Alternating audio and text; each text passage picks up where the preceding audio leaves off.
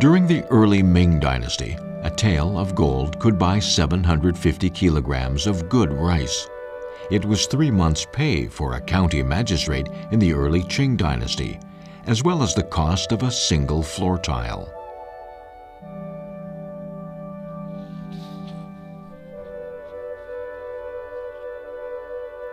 These floor tiles were made with a kind of special clay, which was heavily processed and then exposed to the elements for a year to remove its earthy quality.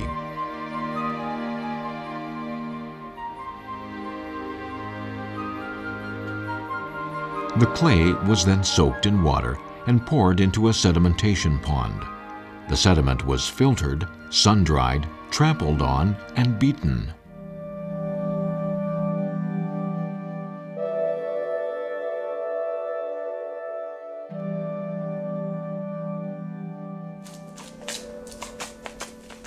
The clay was processed into a thick paste. This paste was used to make the gold floor tiles.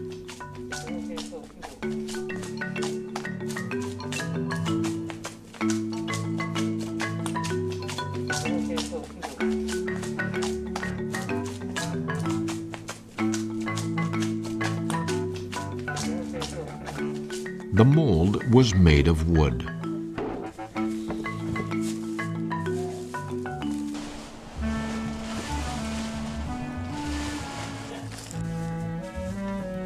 The clay was put in a mold and trampled on to compact it.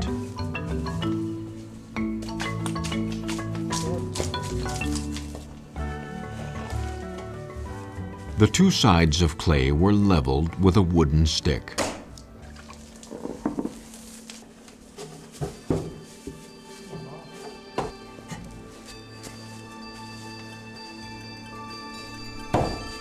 The tiles then dried in a cool, shady place for 8 months.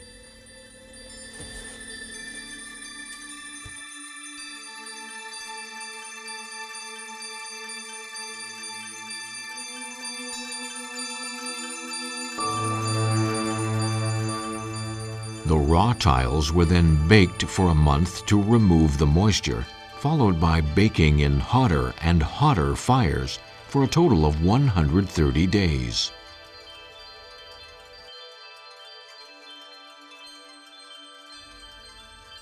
Workers then poured water into the kiln to lower the temperature.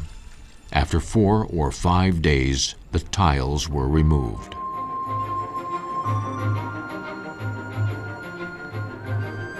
Any small mistake during the process could ruin all the tiles in the kiln.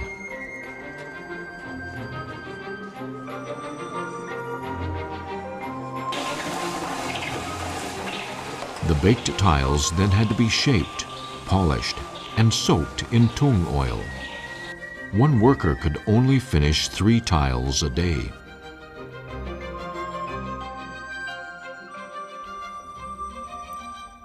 The so-called gold floor tiles are inscribed with the year of manufacture, measurements, production site, and producer.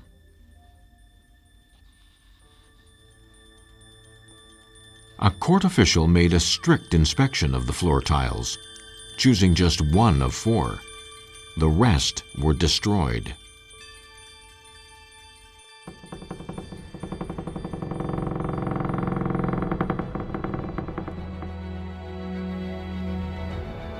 These expensive tiles were only used in the halls frequented by the emperor.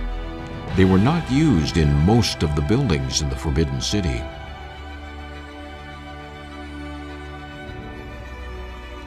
Because of all the time and work that went into making the tiles, they were truly worth their weight in gold.